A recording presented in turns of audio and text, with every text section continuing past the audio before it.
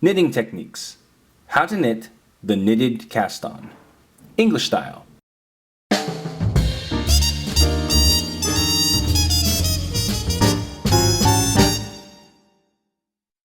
To download a guide with our 5 favorite tips to improve your knitting right now, visit newstitchaday.com/5knittips. For this tutorial, you'll need the following materials: a pair of knitting needles, and a ball of yarn. Special thanks to our sponsor Lion Brand for providing today's yarn. Today we are using their Lion's Pride Woolspun, available exclusively at Michael's Craft Stores and lionbrand.com, in the color Taupe. The knitted cast-on is a method of beginning your work. It's a way of attaching stitches to your needle so that you can continue knitting from them. Now the nice thing about the knitted cast-on is you actually knit the stitches onto your needle.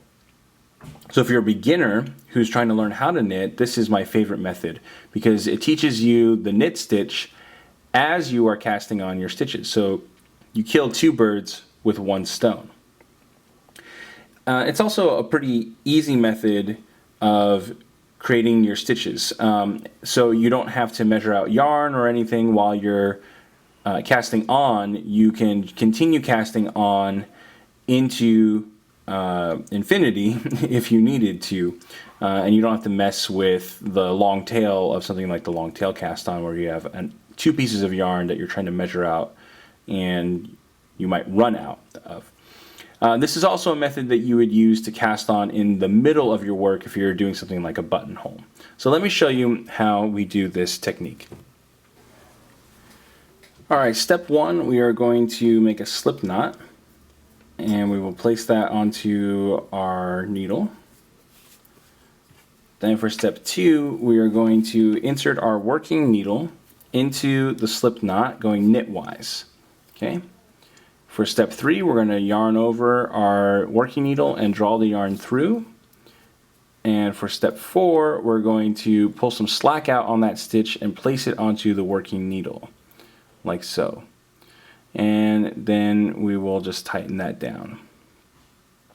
Okay, so we're going to repeat this from step 2. So we're going to insert our needle into the first stitch, yarn over and draw through. And instead of transferring the stitch like we would for a normal knitted stitch, again we'll draw through some slack and place that onto our main needle and tighten down. Let's do that for you one more time. Again, this is very much just like the regular knit stitch, except that we don't transfer the stitches, we place that extra slack onto the main needle and create a new stitch.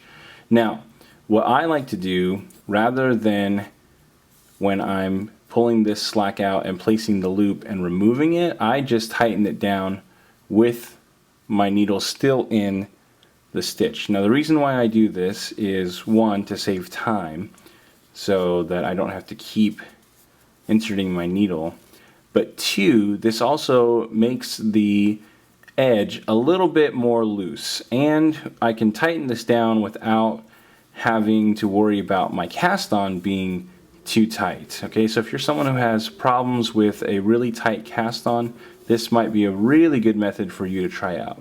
Now one more thing I want to point out is when you're pulling out the slack on your needle, I generally place my needles parallel, pointing the same direction, and then insert my working needle into the loop when I'm tightening it down. Now if you wanted to, you could place the yarn on with the needles facing each other.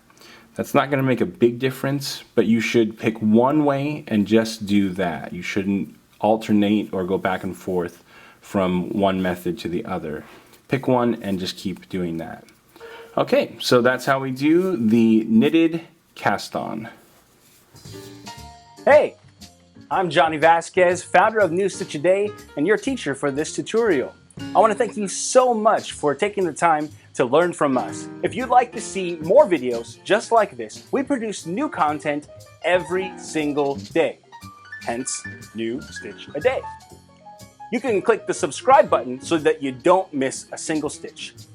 And if you click one of the links to the side here, you can see the previous stitch in our series or the next stitch in our series. And if you click this link, you'll be able to see one of my favorites. And don't forget, you can also download a PDF with the written instructions for this tutorial by clicking or using the URL link that's on the screen. Again, I want to thank you so much for learning with us, and I hope that we've helped make your knitting and crochet skills a little bit better today. Yarn on!